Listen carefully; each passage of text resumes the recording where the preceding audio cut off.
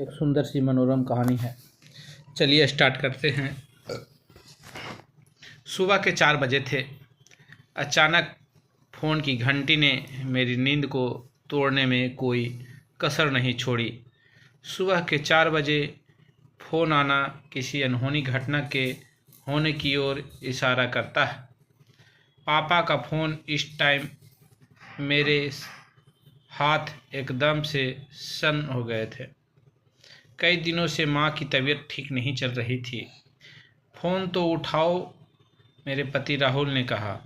Hello पापा, बेटे जितनी जल्दी हो सके आ जाओ। क्या हुआ पापा, माँ ठीक तो है मैंने नम आँखों से कहा। आ जाओ, पापा ने यह कहते हुए फ़ोन रख दिया। मैं फुट फुट कर रोने लगी। पागल मत बनो, संभालो अपने आप को, जल्दी करो, घर चलना है, राहुल ने मेरी ओर देखते हुए कहा। करीब 1 घंटे के सफ़र के बाद मैं घर पहुंची। माँ मैं आ गई।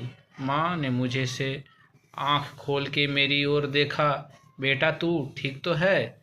यह माँ ही हो सकती है जो खुद ज़िंदगी और मौत से जूझ रही है और अभी भी अपनी औलाद की चिंता है।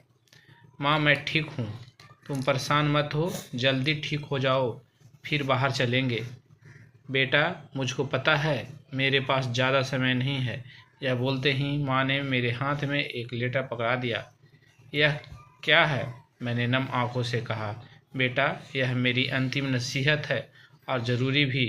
अंतिम शब्द सुनकर मैं अपने आप पर से काबू खो चुकी थी। माँ से निपटकर फुट फुट कर रोने लगी। पापा ने मेरे कंधों पर हाथ रख, बेटा बस कर, वह जा चुकी है। आज मेरी सहेली, मेरी शिक्षिका, मेरी माँ मुझको छोड़कर जा चुकी थी। ऐसा लगा मेरे शरीर का कुछ हिस्सा मुझसे अलग हो चुका था। अंतिम संस्कार के बाद मैंने माँ का लेटर खोला।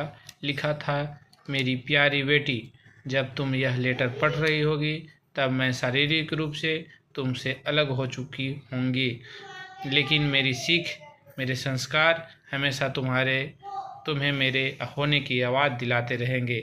मेरी 3 नसीहत है। माँ बाप के बाद मायका भैया और भाभी से होता है। कभी लेने और देने के बीच प्यार को मत आने देना। तुम ऐसी बनना जैसे तुम अपनी बेटी को बनाना चाहते हो, क्योंकि तुम आने वाली माँ हो। मैं बीते हुए कल की बेटी। एक औरत की पहचान उसके त्याग, ममता और प्यार से ही होती है, जो हमेशा बनाए रखना। तीसरा, अगले जन्म में मैं तुम्हारी बेटी बन के आना चाहती हूँ, तो मैं आने वाली माँ देखना चाहती हूँ, तुम्हारी माँ। पोस्ट पसंद आए तो ज़रूर लाइक करें, शेयर करें, चैनल को सब्सक्राइब करें। Thank you.